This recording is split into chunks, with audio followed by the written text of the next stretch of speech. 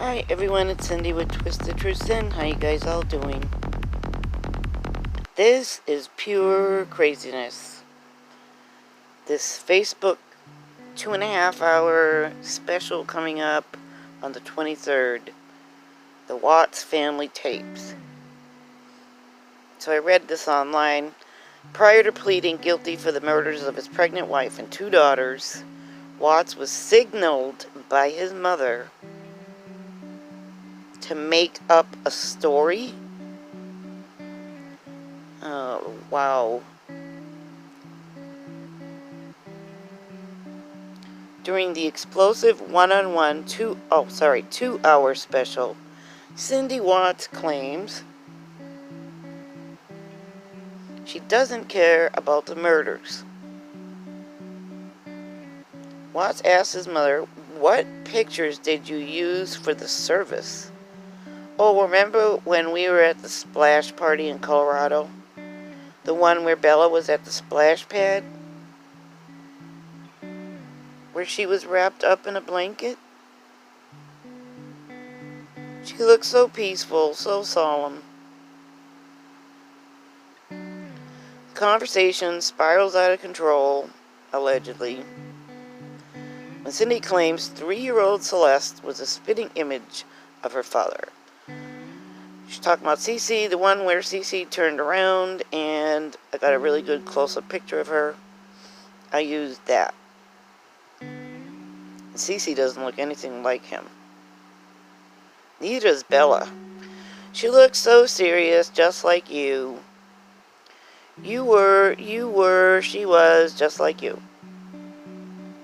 She was you, she was you, she was. And I know it's hard for you, Christopher. I can see it in your face. I can see it in your eyes. And you will." Then Chris says, "It's hard, trust me." Cindy says, "We support you 100%. We just love you. And they can record all they want." So she pleaded to know more about what transpired during the grisly triple murder, but was quickly shot down by Watts. "You, me, Ronnie, Jamie, all of us. We can get through this together. Because we love you so much. I don't care what you did. I love you so much. That's all there is to it."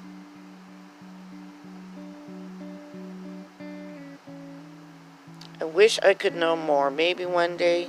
And then Watts apparently snaps. And he tells his mother, "Maybe one day, just not now. This is my decision.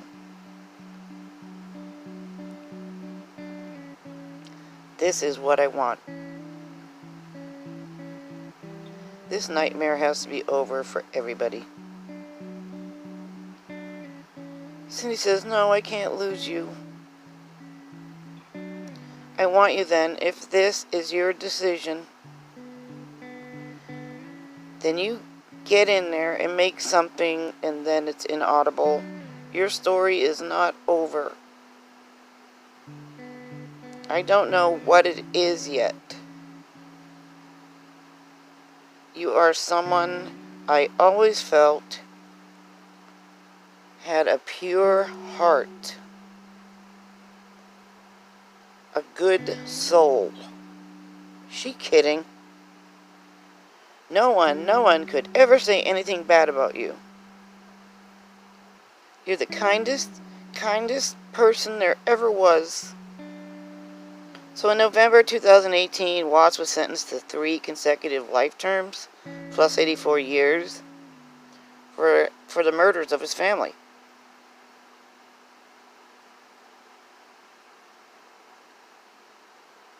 And And 1 week after that happened, Cindy and Ronnie gave an interview, and they said they were devastated.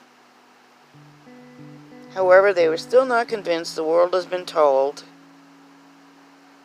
what they say is the full story. He's not a psychopath, his mother said back then, and he's not a sociopath.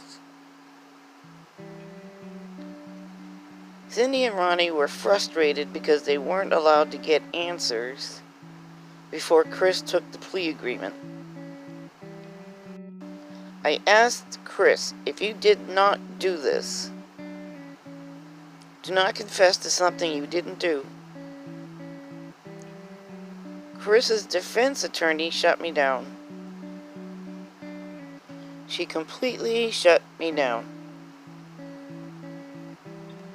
They were asked if they felt Chris was coerced into taking the plea agreement. I don't know. All they wanted to do was save his life. Save his life or live in prison. To me, there's no difference. He's going to die in prison. I just want him to fight. I don't want him to take this plea deal.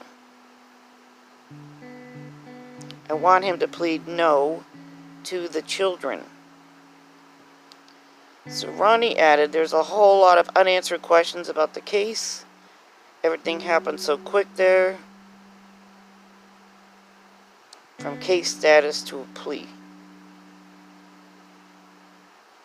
Prior to the hearing, the Watts family sent a written letter in the discovery documents to the judge. They claimed they had not been allowed to see their son except for a 30-minute visit the night before the hearing. A sentencing hearing. They attempted to contact him by phone, email, and in person. They were denied by the public defender's office each time. During this meeting, his mother attempted to ask him if this is really what he wanted.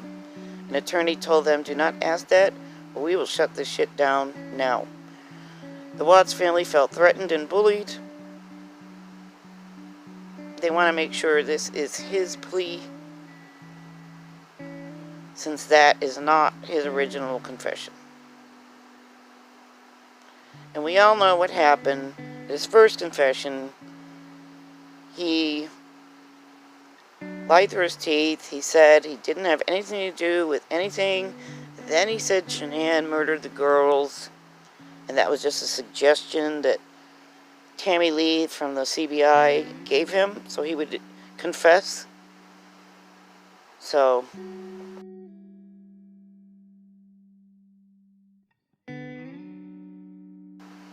they wanted to determine if this is a true confession or one that is based on inhumane treatment at the hands of the Weld County Public Defender's Office.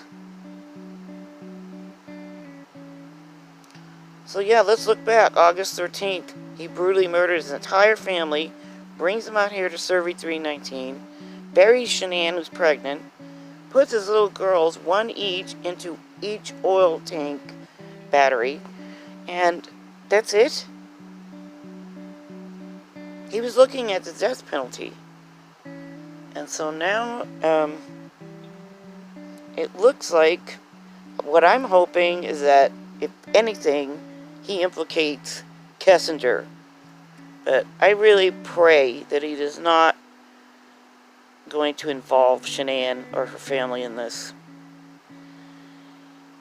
Anyway, that's it for me. I just thought I'd let you guys know that this special is coming out on Facebook Live October 23rd. Talk to you later, everybody. Love you, bye.